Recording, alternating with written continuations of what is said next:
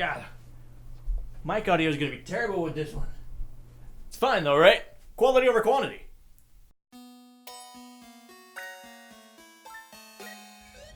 But let's forget about the terrible audio quality because I'm here to tell you about anime nostalgia and the terrible affliction that affects millions of innocent bystanders today. You yourself could be a victim to this crippling disease called nostalgia. Your favorite show as a child that you rewatched in a very recent setting may not be as good as you once thought because of the terrible rose-colored glasses that nostalgia puts upon your face. Let us bow our heads in respect for these fallen victims. This is a video about nostalgia. So strap in! As we get older, it's no surprise that nostalgia hits us hard and we love it. One of the biggest downsides to nostalgia is the metaphorical rose-colored glasses that we seem to place upon our favorite things. I mean, the very definition of nostalgia is a sentimental longing or wistful affection of the past, typically tying back to a time that gave us joy and happiness. And I think that's a fitting definition, don't you? So one day I came home from work and I decided to sit down and waste my life away by watching anime instead of, I don't know, doing something productive with my life. No. I put a pause to Brooklyn Nine-Nine because I wanted to watch some anime.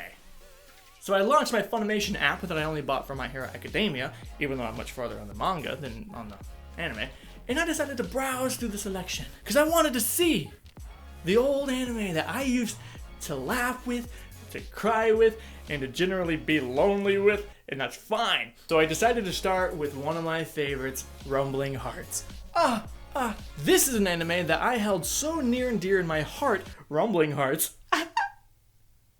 as one of the anime that got me into the rom-com genre, that made me laugh, cry, pop a boner or two because there were some boobs and I was a hip young kid of 12 when I watched it. And I thought I was going to get that same feeling, so I grabbed my lady friend. I'm like, babe, let's watch this anime that I loved as a kid. Here we go. Episode 1. Okay, turn it off. Let's turn back on Brooklyn Nine-Nine. Come on. Let's not watch that again. No, come on. Okay. I mean, how is it that a dub can be the cause of some ungodly cheesiness feeling and cringiness? And I don't know. I couldn't get past the first episode because I'm just like, oh, the voice. Okay. I didn't know what was going on. I love this thing. Why can I not stand it today? And despite the thing that I just said 2 seconds ago, I did try and watch episode 2. And I stopped. I mean, I between the sweet animation, the awesome dub, I don't know, I couldn't do it, man. I just wanted to chalk it up as a change in taste. Maybe when I was 12, I had a completely different taste in anime that just changed over time, which isn't unheard of, so I'm chalking it up as that. And I want to keep my lovable Mitsuki, the purple redhead ponytail girl that got me the hots for ponytails, secured in my heart. I didn't want her to have a bad name, so I pulled out of Rumbling Hearts. Pulled out of it. Chalking it up as I'm just going to keep it in the nostalgia bank, not going to touch it. We're good. But I still wanted to watch anime. So I continued looking, and I found one. Love Hina. This was the second box set I ever bought because I thought it was worthy. This was the 2001 masterpiece that I had in my tiny brain I would take to school and talk about to prove that I wasn't some basic anime bitch who only watched Naruto on primetime television. I wanted to be the better anime man, so I used this knowledge to prove that I was an otaku.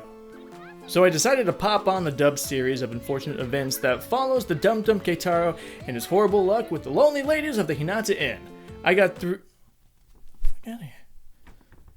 episodes in and never started back up. And I didn't just rage quit like I did Rumbling Hearts. I stopped it for the same reason, and I don't love that. Because that means that there's something going on. All these anime that I loved as a kid, I'm stopping for the same reason because I don't love them. It's driving me crazy. So with much hesitation, I tried one more time. Because now this became a thing.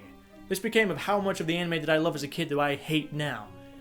So I popped in the final anime that I wanted to try that terrified me because this is the first anime I ever watched. This is the first anime I ever loved. This is the first anime that got me into rom-coms, harems, because then I finally knew what they were. The first waifu came from this. Oh my god. It was Tenchi Muyo. I found Tenchi Muyo on Funimation, and I wanted to watch it. In dub, of course, because that's how I watched it as a kid. I was so terrified. I mean, this... I love Tenchi, man. If you know anything about my name, Ryovash, the Ryo in Ryovash comes from original waifu Ryoko and lovable, crazy, carrot-eating, meow meow spaceship Ryo-Oki mashed together. I mean, just Ryo. That name's in both their names. But that's where that's from. That's the Ryo in Ryovash. It's from Tenchi. So I wanted to rewatch it. So, hesitantly, I started it back up. Can I help it if I want you to be safe? Oh, man. Don't tell me you were in my room all night. I still love it. I watched the entire series in one night. Why? The dub's not even that great. The animation style is definitely flawed, and the music is... I like the music. So why? Why is it just as good to me now as it was when I was a kid, when the anime that I thought were masterpieces aren't? What is the difference? I thought nostalgia was going to play a part here, but apparently not. I watched the entire series in one day, and I was so pumped that I wanted to watch more. I started researching. I figured out that there's a lot of Tenchi Muyos in a lot of fucking different Tenchi Muyo universes, but I realized Tenchi Muyo Ryo-Oki was one that I owned. I bought that box set 10 years ago. I get to continue my Tenchi adventure that's just as good as Tenchi Muyo, right? Oh, I popped that bitch in, and I turned it right off. They changed Ryoko's voice. Killed it for me. What about you guys? Did you guys have an anime that you held to such high regards as a kid that after rewatching decided, that's not good no more? Let me know down below, because I want to know. See you next time!